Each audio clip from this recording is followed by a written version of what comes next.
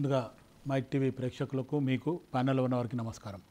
ఒకటి ఏమంటే అండి, ఈరోజు జరిగిన ఎన్ కన్వెన్షన్ ఏదైతే కూల్చేయడము నిజంగా కూడా కాంగ్రెస్ పార్టీ చేసిన ఒక మంచి పని.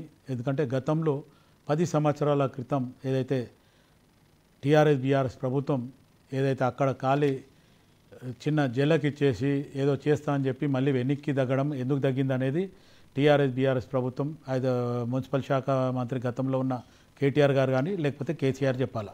ఒకటి. రెండోది, ఎన్ కన్వెన్షన్ ఏదైతే ఉందో అది తిమ్మిడి చెరువు ఏదైతే ఉందో అది 29 ఎకరాలున్న చెరువుని ఈరోజు ఇది నాగార్జున అండ్ కో వాళ్ళు ఏం చేసిండ్రు, దాంట్లో 3 ఎకరాల 30 గుంటలని మొత్తానికి చెరువుని కబ్జా చేసి దాన్ని మొత్తానికి వాళ్ళు వాడుకోవడం జరిగింది. అది గతంలో కూడా కూలుస్తామని వెళ్ళిండ్రు అప్పుడు సోమేష్ కుమార్ గారు ఉన్నప్పుడు. కానీ తర్వాత అది ఏం జరిగింది అది వాళ్ళకి తెలియాలి. కానీ ఈరోజు మటుకు రంగనాథ్ గారు కానీ ఇటు ముఖ్యమంత్రి రేవంత్ రెడ్డి గారు కానీ దాని మీద ఖచ్చితంగా ఒక నిర్ణయం ఉంది. అది మొత్తానికి చెరువులో కట్టినదే అనే ఉద్దేశంతోనే అది ఇవాళ పొద్దున 6 గంటలకు స్టార్ట్ అయింది. ఆ తర్వాత అది కూల్చడం జరిగింది. ఈరోజు నాగార్జున గతంలో నాకు స్టే ఉంది అది అనేది చెప్పడం అయితే ఎక్కడ కూడా డాక్యుమెంట్స్ చూపించలేదు.